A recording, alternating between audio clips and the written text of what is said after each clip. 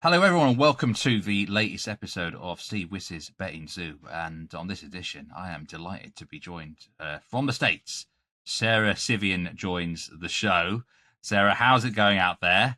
Thanks so much for coming on. It's great here in Boston. We got hockey and basketball about to start. All of our football has been well underway, so a lot of action going on here.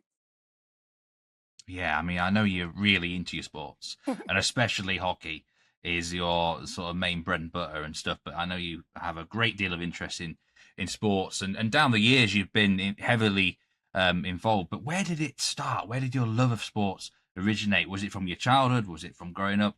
Was it a certain team in the area that maybe inspired you?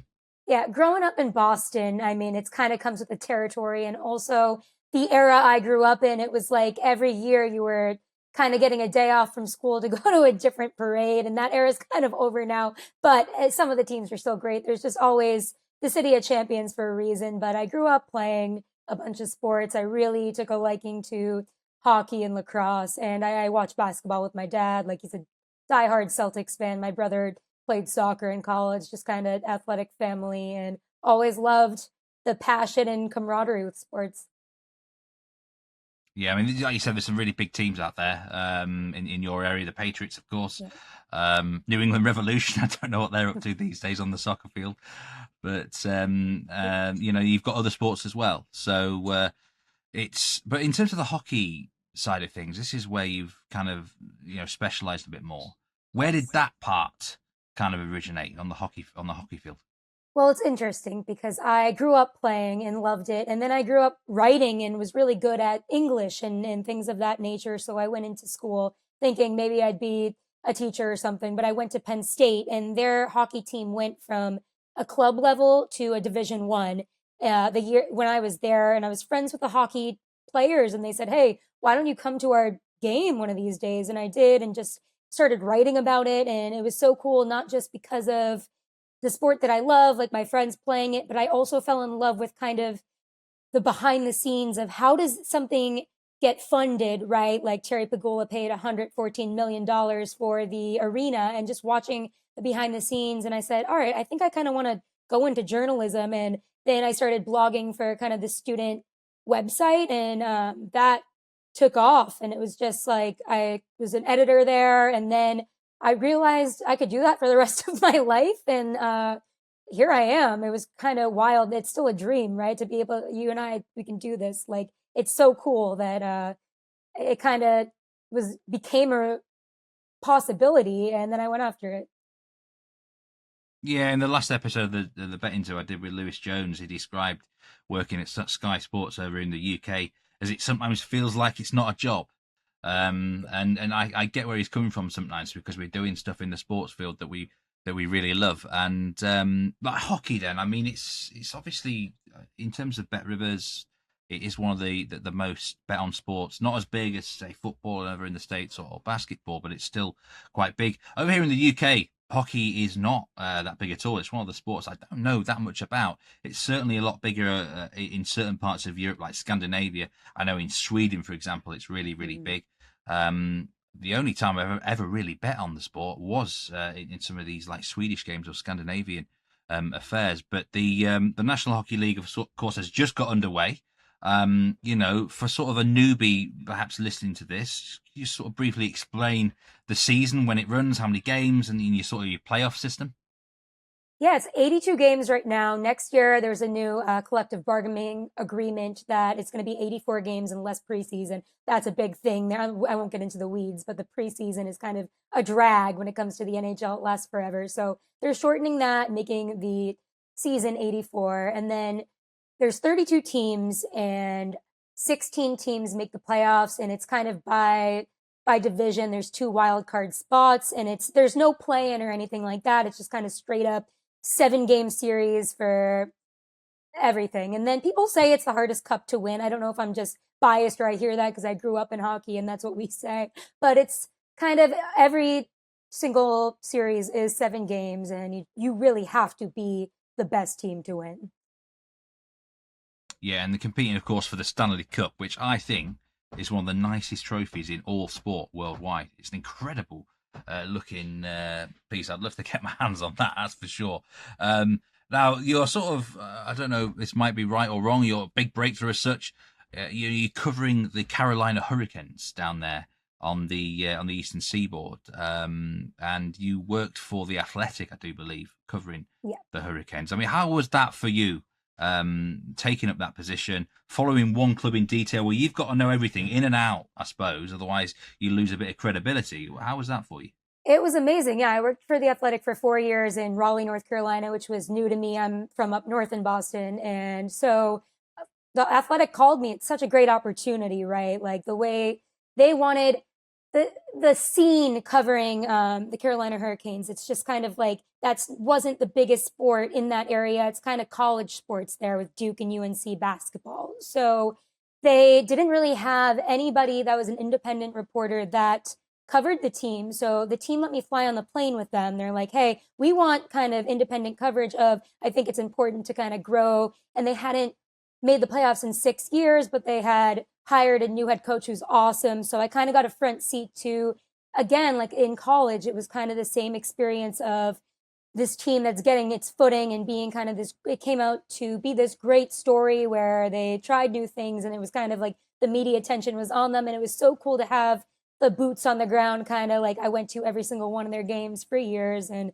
it is like you have to be locked in and it's your entire life, right? Like you're traveling twice a week, you're going out of the country, coming back because it's Canada. And it's such a whirlwind, right? I'm really lucky that I got to do that at the beginning of my career and kind of see what professionalism is, what the extreme of kind of doing that job on a specific beat is. So I could kind of branch out from there. At the end of the day, I wanted to move back to Boston and come home, but it's kind of an unforgettable series, an unforgettable experience, and kind of I couldn't have been luckier. Or oh, there's our animal betting zoo. Am I right? But I couldn't have been luckier to start out. All about. Yes. Yeah. Move out of the way, Cricket. She's Cricket, getting to a time it. when she wants to be fed. Yeah. But what I was going to say is, I mean, I know now you've been involved in a lot of shows and podcasts out there. I've seen that. Tell us a bit about the current publications you're involved in, and you say you moved back to Boston there now, but you've you moved on from sort of being a Pacific reporter for one team. Now the whole league you seem to be involved with some great knowledge and information. Yeah, and I mean, I think one day maybe I could go back to beat writing, but I'm really loving where I'm at right now with kind of the state of media too, where you can kind of try different things. It's never been more open, right? To all right, let's see what I could want to do in my career at this time and see if it pans out or if it's not for me. I love the freedom with what I'm doing right now to be able to take chances. But yeah, I work for Bleacher Report mainly, and I do all kinds of basketball, so WNBA, NBA, what have you, and culture, where I'll talk about style with, I know like athletes love style, so just kind of going over that with them sometimes. And then still the whole NHL. I'll go to the Bruins games here in Boston and maybe interview guys that are on the other side in their locker room. So kind of when people pass through, I get to kind of talk to all the stars about what's going new in their life or whatever. But then I have my own column once a week on Substack, just the civreport.substack.com, where I'm kind of talking about the hot button issues in the league and giving everybody a power ranking. And then here at Bet Rivers, I do Fast Break and I do Toronto Sports Rush. So Toronto Sports Rush is the Maple Leaf show, and we kind of get into the nitty gritty of that and do post game live reactions with that. That's been a blast. And Fast Break here has been a blast too. Kind of now that the NBA is starting up, we'll do more NBA betting stuff, but also WNBA has been an absolute blast again to watch these finals. It's been an awesome playoff thing. So that's been new and that's been fun. And obviously the betting aspect has been something I've wanted to get into. So it's been awesome to do that here. Yeah, I've been really enjoyed your content there on the Fast Break shows, and like you said, Toronto Sports Rush as well. And you're involved, like you say, with loads of publications. I love the name of one of the podcasts you're involved with, by the way. Too Many Men podcast. That's how did I forget that? Yeah, that's been for years. It was me and two other women who are around the league and the NHL, and we just had this running group chat where we're kind of venting about stuff, and we're kind of going off on our little tirades, and then we're also laughing together. So it was like, you know what? Why don't we just get together once a week for the rest of our lives and do a podcast about it. And the best thing about that is it's just so much fun for us to check in on each other. And it's great that people enjoy it. It's our 5th year now. Yeah, I've been involved in a podcast for Nordic soccer, and I think we're about 8 years in now, and it's awesome. Fascinating how it's kept going. Yeah, it is awesome. It really is in that sort of way. Okay, you mentioned the betting side there.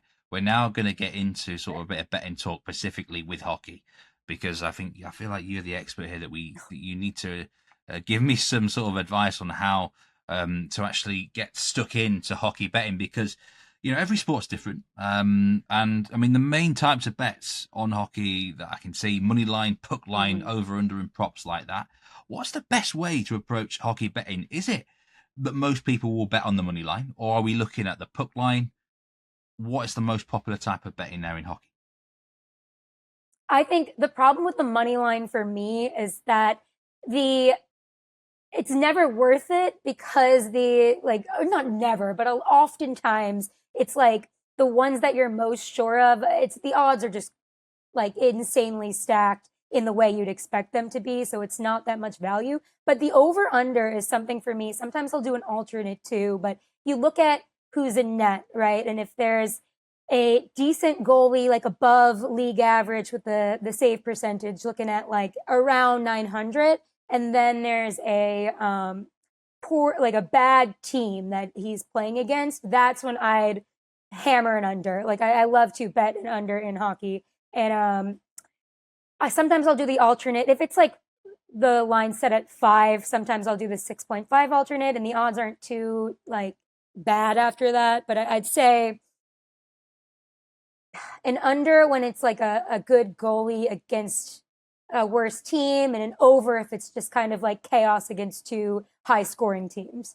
I like to look at that because you can really tell from the narrative coming in, like what I think I have the most success, I'd say, with that. And then the props are fun. I mean, shots, if you can find like 2+ shots for a guy that's getting a lot of time on ice recently, I would definitely usually do that. That's kind of my process with doing a shot bet, which those are better than a goal. If you're feeling brave, sometimes a goal can be fun, but it's really an unpredictable thing.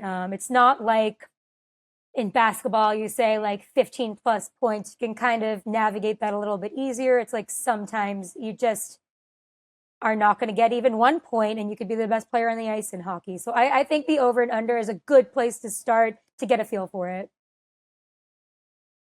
Of course, I mean, there's not actually that many goals in hockey, is there? I mean, what would be a typical sort of over underline for a game? Would it be at 3.5?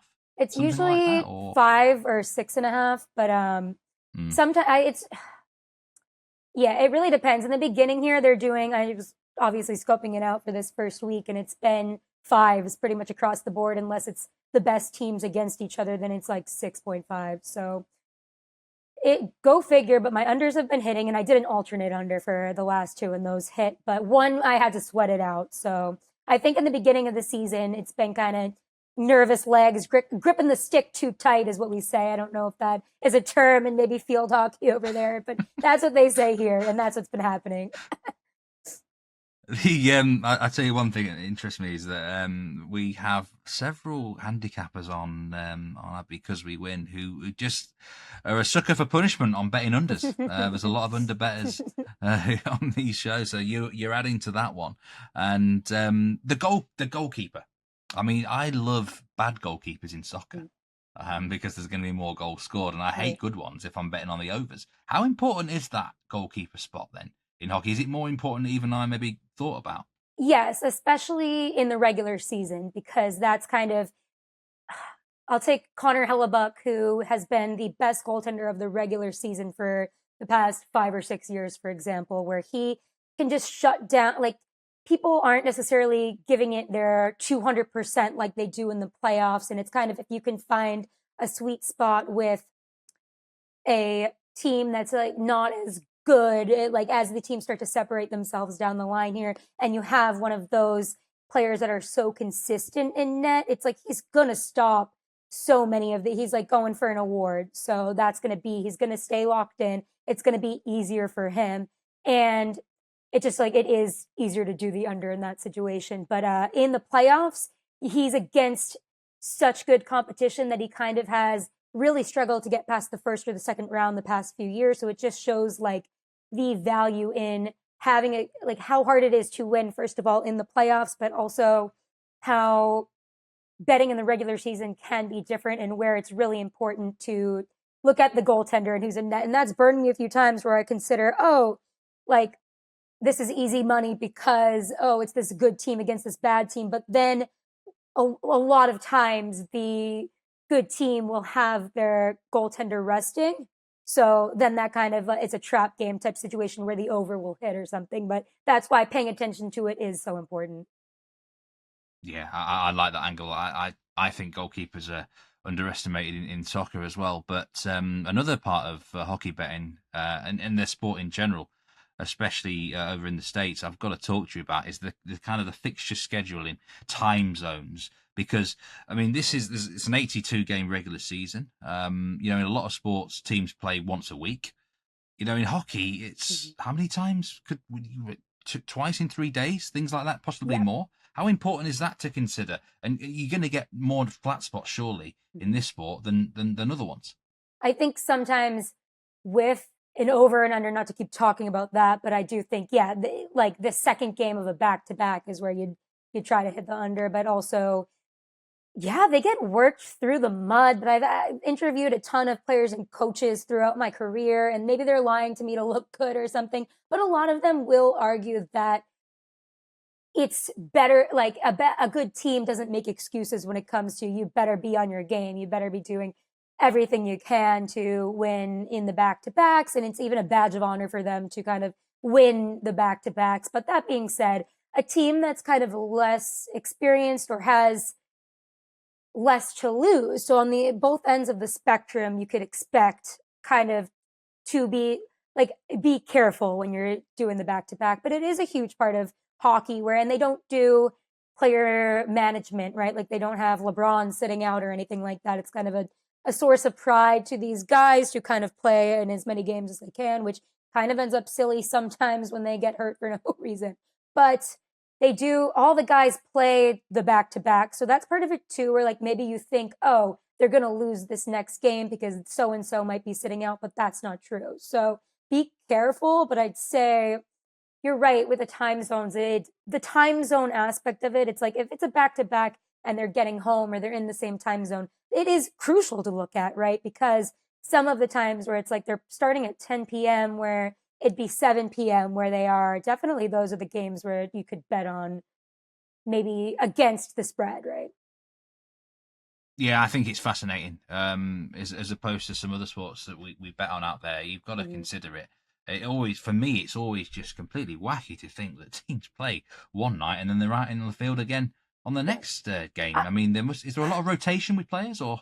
Yeah, I was on no, there's not. That's the craziest part too. But I guess there's 4 lines, right? So people are playing like 12 to 18 minutes per night generally. And then the really good players will play like the top of the league will play 21 minutes per night if they like that's the top threshold. But these players are insanely conditioned. And I guess every sport's different. You get used to it. But man, yeah, when I was flying on these planes with them, I'm like, I can barely write or like, how are you getting up the next day after we're landing at like 2 a.m.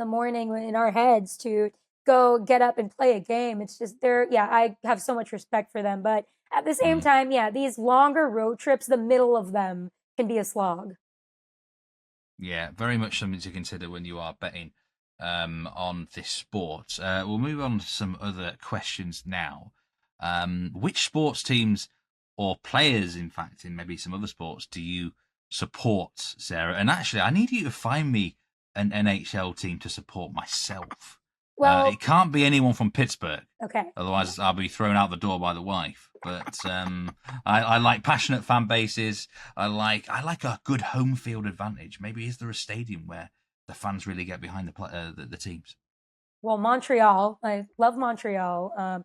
That's probably the best atmosphere, bar none, in hockey. But I'd also say I would say the Carolina Hurricanes, if you like kind of they do kind of some of the college chants. So that could be if you like the chants when it comes to footy, like that would be a good option there. But Mm. is your wife from Philly? My wife's from Baltimore, Okay, okay, so okay. I'm a big Ravens No fan team actually. there. So Right. yeah, they've got not got much there in Baltimore Okay. apart from the football team, really. All right. So I'd say, okay, would you rather be kind of like the villain, or would you like to be somebody who's like the Ted Lasso?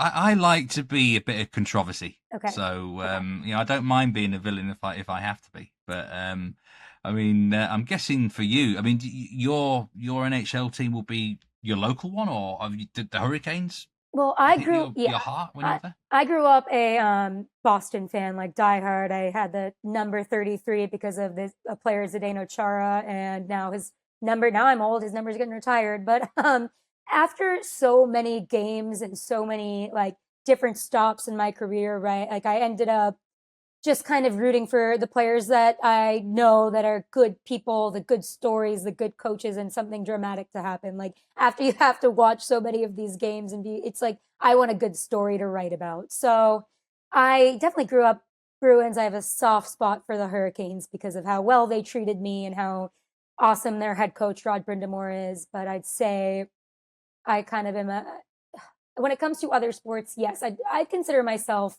a Celtics fan. I grew up watching with my dad, things like that, and kind of really love Jason Tatum and Jalen Brown and everything going on there. And Joe Mazzulla, how could you not?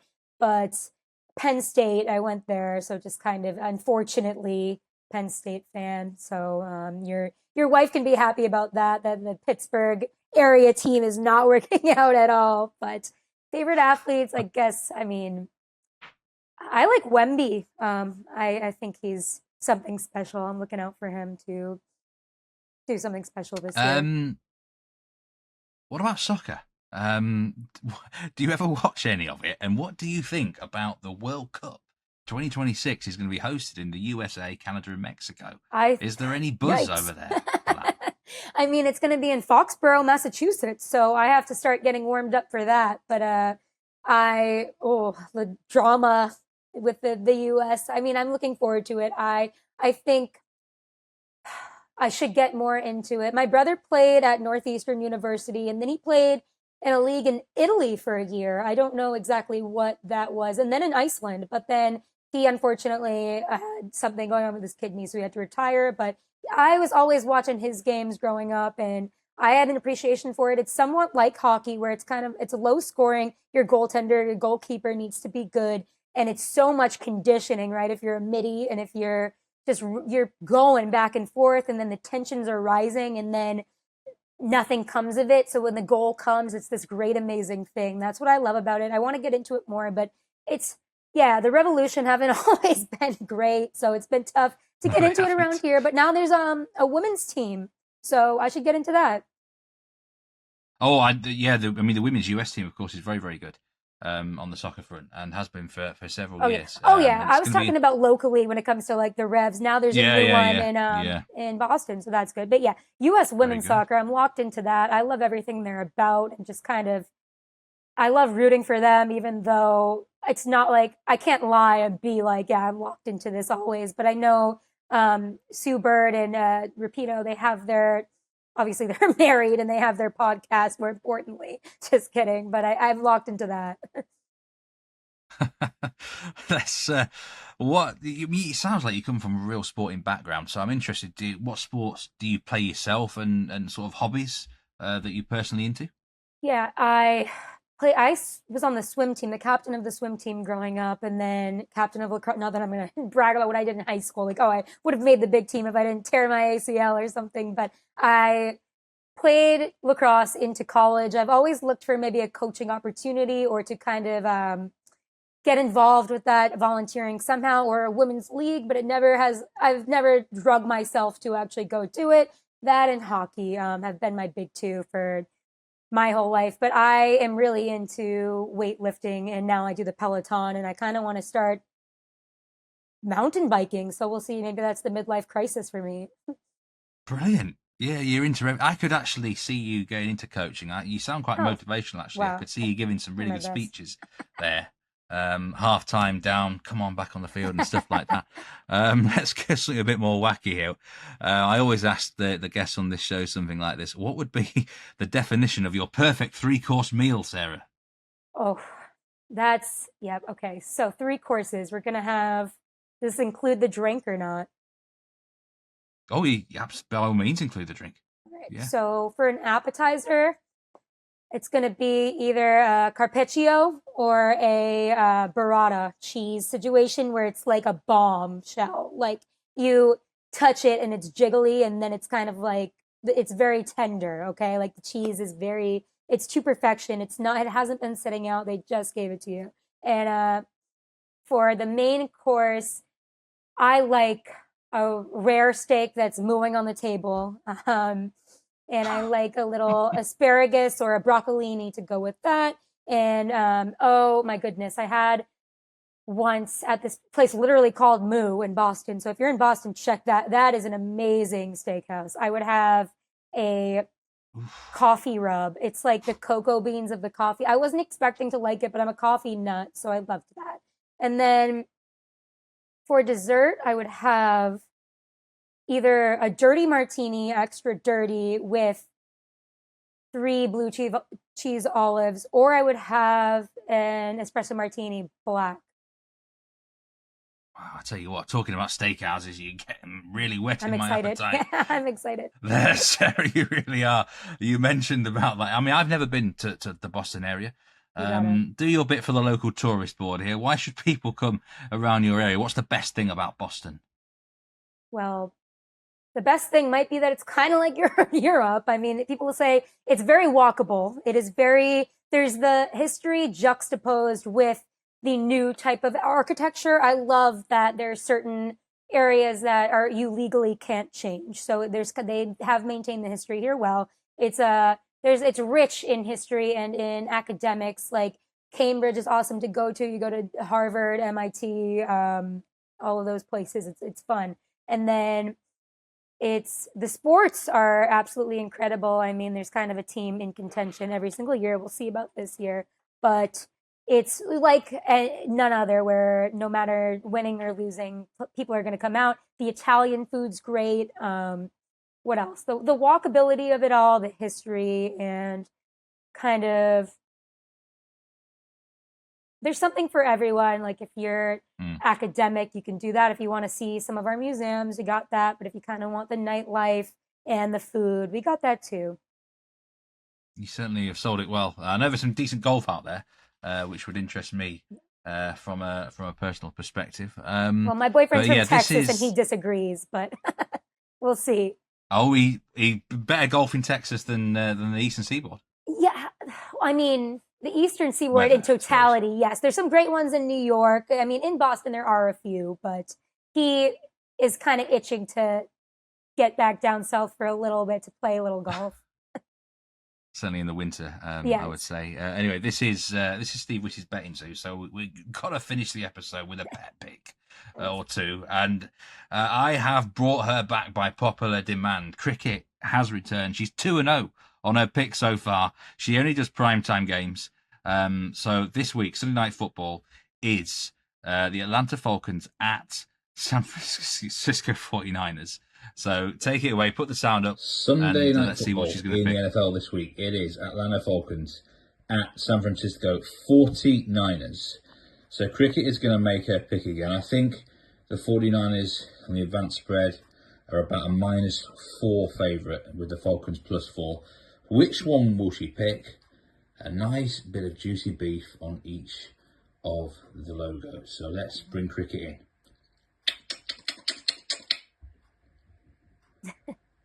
Here she comes. What's she going to pick this time? Ooh, 49ers straight in there. No hesitation whatsoever. 49ers against the Falcons. That's who she's got this weekend. This is the cat who she foresaw the demise of the Baltimore Ravens in the early season slump, Sarah. So let's see how she gets on there. Now, introduce us to your cat. Okay, this is Rangoon, Crab Rangoon Civian for the full legal name. She is 4. She's a tuxedo, of course. She's a little sassy. I didn't prime her up well enough for this game, so my apologies on that one. But she was ready. She didn't even need a treat. She knew exactly who she wanted to win this game.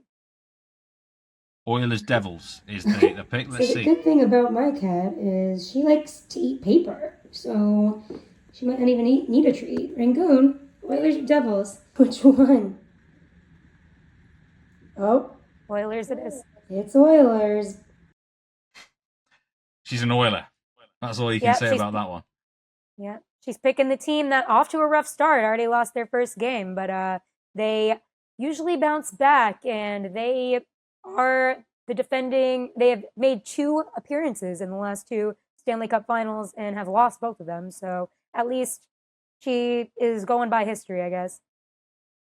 She eats paper. That's that's an awkward thing to have to happen. I don't know why that happens, but trying to get to the bottom of it always, as we do with all of our pets, their little tendencies. Well, thanks so much, Sarah, for coming on Steve Wyss's Betting Zoo. And where can we find you? On your socials, on X, on Instagram? You're all out there, aren't you? Loads of content from you. Just Sara Civian. Yeah, there's a lot going on in my content, especially with the hockey and NBA seasons about to start. Brilliant. Again, thanks so much for coming on to the show. Really appreciate your time. Everyone, please do like and subscribe to the channel and put down any comments and questions to either of us. And Steve Wyss's Betting Zoo will return again very, very soon. But from this edition, it's goodbye. Take care.